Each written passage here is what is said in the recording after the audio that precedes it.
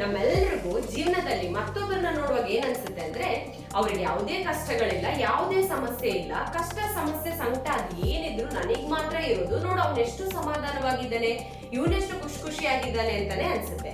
ಆದ್ರೆ ರಿಯಾಲಿಟಿ ಏನು ಅಂತ ಹೇಳಿದ್ರೆ ಮನುಷ್ಯನಾಗಿ ಹುಟ್ಟಿರುವಂತ ಪ್ರತಿಯೊಬ್ಬನಿಗೂ ಅವನದೇ ಆದ ಕಷ್ಟ ಸಮಸ್ಯೆಗಳಂತೂ ಇದ್ದೇ ಇರುತ್ತೆ. ಅದವನ ಫ್ಯಾಮಿಲಿ ಲೈಫ್ ಆಗಿರ್ಬೋದು, ಪ್ರೊಫೆಷನಲ್ ಲೈಫ್ ಆಗಿರ್ಬೋದು, ಪರ್ಸನಲ್ ಲೈಫ್ ಆಗಿರ್ಬೋದು, ಇಲ್ಲ ಕೊನೆಗೆ ಅವನ ಹೆಲ್ತ್ ಆಗಿರ್ಬೋದು, ಯಾವುದೋ ಒಂದು ರೀತಿಯಲ್ಲಿ ಸಮಸ್ಯೆಗಳಂತೂ ಇದ್ದೇ ಇರುತ್ತೆ. ಆದ್ರೆ ನಮ್ಮ ಸಮಸ್ಯೆಗಳಿಗೆ ಯಾವ ರೀತಿಯಾಗಿ ಕೊನೆಗೆ ಫಲಿತಾಂಶ ಸಿಗುತ್ತೆ ಅನ್ನೋದು ಮಾತ್ರ ಕಷ್ಟ ಸಮಸ್ಯೆಗಳು ಬಂದಾಗ ನಾವು ಯಾವ ರೀತಿಯಾಗಿ ಪ್ರತಿಕ್ರಿಯೆಯನ್ನು ಕೊಡ್ತೀವಿ ಅನ್ನೋದ್ರ ಮೇಲೆ ನಿರ್ಧಾರ ಆಗುತ್ತೆ. ಈ ರೀತಿ ಕಷ್ಟ ಸಮಸ್ಯೆ ಜೀವನ ಅಂತ ಹೇಳುವಾಗ ನನಗೆ ಆಲ್ಬರ್ಟ್ ಐನ್ಸ್ಟೈನ್ ರವರು ಹೇಳಿರುವಂತ ಒಂದು ಮಾತು ನೆನಪಿಗೆ ಬರುತ್ತೆ. Life is like riding bicycle, to keep your balance you must keep moving ಅಂತ ಹೇಳಿದ್ರೆ ನಮ್ಮ ಜೀವನ ಸೈಕಲ್ ರೈಡ್ ಮಾಡಿರ್ತಾರ. ನಾವು ಮುಟ್ಟಬೇಕಾದ ಗುರಿಯನ್ನು ಮುಟ್ಟಬೇಕು ಅಂತ ಹೇಳಿದ್ರೆ ನಾವು ಪೆಡಲ್ ಮಾಡ್ತಾನೆ ಇರ್ಬೇಕು. ಕಾಡ್ ಬಂತು ಕತ್ಲಾಯ್ತು ಅಂತ ಹೇಳಿ ಮಧ್ಯದಲ್ಲಿ ನಿಲ್ಸಿದ್ರೆ ಒಂದು ನಾವು ಅಲ್ಲೇ ಉಳ್ಕೊಳ್ಬೇಕಾಗುತ್ತೆ, ಇಲ್ಲ ಬ್ಯಾಲೆನ್ಸ್ ಮಿಸ್ ಆಗಿ ಬೀಳ್ಬೇಕಾಗುತ್ತೆ. ಇದೇ ರೀತಿ ನಮ್ಮ ಕಷ್ಟಗಳು ಕೂಡ, ಕಷ್ಟ ಸಮಸ್ಯೆ ಬಂತು ಅಂತ ಹೇಳಿ ನಮ್ಗೆ ಯಾವುದೇ ಸಾಧನೆ ಮಾಡ್ಲಿಕ್ಕೆ ಆಗೋದಿಲ್ಲ, ಇನ್ನು ನಮ್ಗೆ ಸಕ್ಸಸ್ ಕಾಣ್ಲಿಕ್ಕೆ ಸಾಧ್ಯ ಇಲ್ಲ ಅಂತ ಹೇಳಿ ನಾವು ನಮ್ಮ ಸಾಧನೆಯನ್ನು ಬಿಟ್ಬಿಟ್ರೆ ಅಥವಾ ಹಿಂತಿರುಗಿ ಹೋಗ್ಬಿಟ್ರೆ ನಾವು ಯಾವುದೇ ಕಾರಣಕ್ಕೆ ನಮ್ಮ ಗುರಿ ಮುಟ್ಲಿಕ್ಕೆ ಸಾಧ್ಯ ಆಗೋದಿಲ್ಲ. ಸೊ ಯಾವುದೇ ಕಷ್ಟ ಇರ್ಲಿ, ಯಾವುದೇ ಸಮಸ್ಯೆ ಇರ್ಲಿ, ನಾವು ಜೀವನದಲ್ಲಿ ಮುಂದೆ ಹೋಗ್ತಾ ಇರಬೇಕು, ನಮ್ಮ ಮೇಲೆ ನಮ್ಗೆ ನಂಬಿಕೆ ಇರಬೇಕು. ಹೀಗೆ ಮಾಡೋದ್ರಿಂದ ನಮ್ಗೆ ಒಂದು ಸಕ್ಸಸ್ ಸಿಕ್ಕುತ್ತೆ, ನಮ್ಮ ಗುರಿಯನ್ನು ನಾವು ಮುಟ್ಲಿಕ್ಕೆ ಸಾಧ್ಯ ಆಗುತ್ತೆ ಅಂತ ಹೇಳಿ ನನ್ನ ಈ ದಿನದ ವಿಡಿಯೋವನ್ನು ನಾನು ಶುರು ಮಾಡ್ತಿದ್ದೀನಿ. ಇವತ್ತು ನಾನು ನನ್ನ ವಿಡಿಯೋದಲ್ಲಿ ನಮ್ಮನೇಲಿರುವ ಪುಟ್ಟ ಮಕ್ಕಳಿಗೂ ಇನ್ ದೊಡ್ಡವರಿಗೂ ಎಲ್ಲರಿಗೂ ಇಷ್ಟ ಆಗುವಂತೆ ಸ್ವಲ್ಪ ಹುಳಿ ಉಪ್ಪು ಎಲ್ಲ ಹಾಕಿ ಒಂದು ಸ್ನಾಕ್ಸ್ ಮಾಡೋದನ್ನು ಹೇಳ್ಕೊಡ್ತೀನಿ. ನಾನ್ ನಿಮ್ Shweta, welcome to mother's world.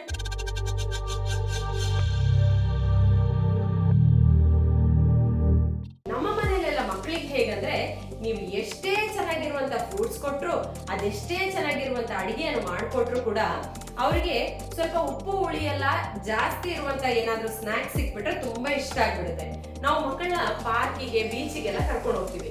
ಅಲ್ಲಿ ಅವರಿಗೆ ಚರ್ಮುರಿ ಮಾಡೋದನ್ನ ನೋಡ್ಬಿಟ್ರೆ ಫುಲ್ ಇಷ್ಟ. ಅಲ್ಲಿ ಹೋಗಿ ನಿಂತ್ಕೊಂಡು ಮತ್ತೆ ಬರೋದೇ ಇಲ್ಲ, ಅವ್ರಿಗೆ ತೆಕ್ಕೊಡ್ಬೇಕು, ಆಮೇಲೆ ತಿಂದ್ಬಿಟ್ಟೆ ಅವ್ರು ಬರೋದು. ಸೊ ಅದಕ್ಕೋಸ್ಕರ ಮನೆಯಲ್ಲಿ ನಾವು ಚರ್ಮುರಿ ಮಾಡ್ಲಿಕ್ಕೆ ಗೊತ್ತಿದ್ರೆ ಅದಕ್ಕೆ ಏನೇನ್ ಇಂಗ್ರೀಡಿಯೆಂಟ್ಸ್ ಹಾಕಿದ್ರೆ ಪರ್ಫೆಕ್ಟ್ ಆಗಿ ಹೊರಗಡೆ ನಮ್ಗೆ ಚರ್ಮುರಿ ಯಾವ ರೀತಿಯಾಗಿ ತಿಂತೀವಲ್ಲ ಅದೇ ಟೇಸ್ಟ್ ಬರುತ್ತೆ ಅಂತೇಳಿ ನಮಗೆ ಗೊತ್ತಿದ್ರೆ ಮನೆಯಲ್ಲೇ ಮಕ್ಕಳಿಗೆ ಇದನ್ನೆಲ್ಲ ಕೊಟ್ಟು ಹೈಜೆನಿಕ್ ಆಗಿ ಅವ್ರಿಗೆ ಟೇಸ್ಟಿಯಾಗಿ ಮಾಡ್ಕೊಡ್ಬೋದು. ಸೊ ನಾನ್ ಇವತ್ತು ನಿಮ್ಗೆ ಚರ್ಮುರಿಯನ್ನು ಪರ್ಫೆಕ್ಟ್ ಆಗಿ ಹೇಗ್ ಮಾಡೋದು ಅಂತ ಹೇಳ್ಕೊಡ್ತೀನಿ. ಸೊ ಇದು ಹೇಗೆ ಮಾಡೋದು, ಇದಕ್ಕೆ ಯಾವ್ದೆಲ್ಲ ಇಂಗ್ರೀಡಿಯೆಂಟ್ಸ್ ಬೇಕು ಅಂತ ನೋಡ್ಕೊಂಡು ಬರೋಣ, ಬನ್ನಿ.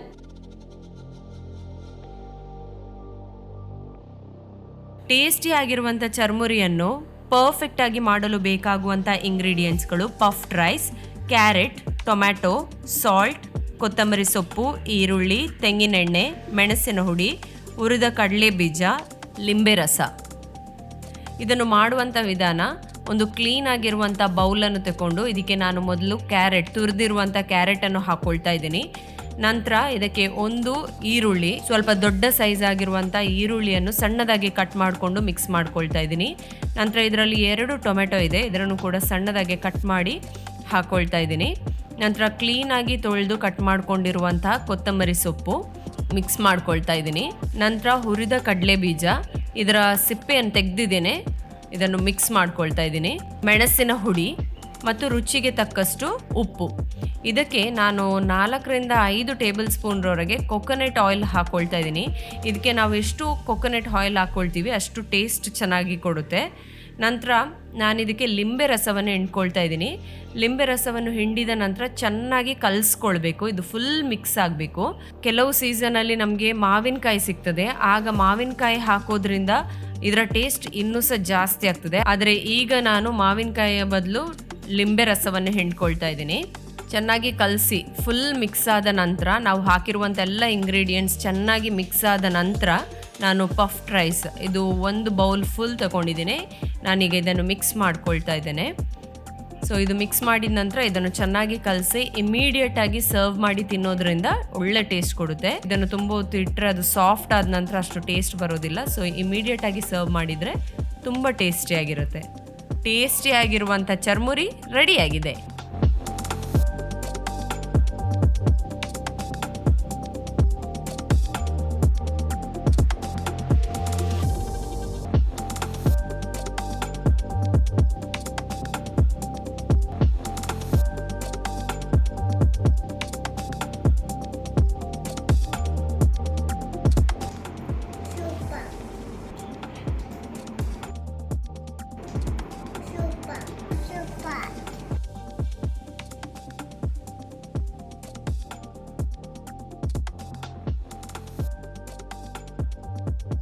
ನೋಡಿದ್ರಲ್ಲ ಟೇಸ್ಟಿ ಆಗಿರುವಂತ ಚರ್ಮುರಿಯನ್ನು ಪರ್ಫೆಕ್ಟ್ ಆಗಿ ಹೇಗ್ ಮಾಡೋದು ಅಂತ ಹೇಳಿ.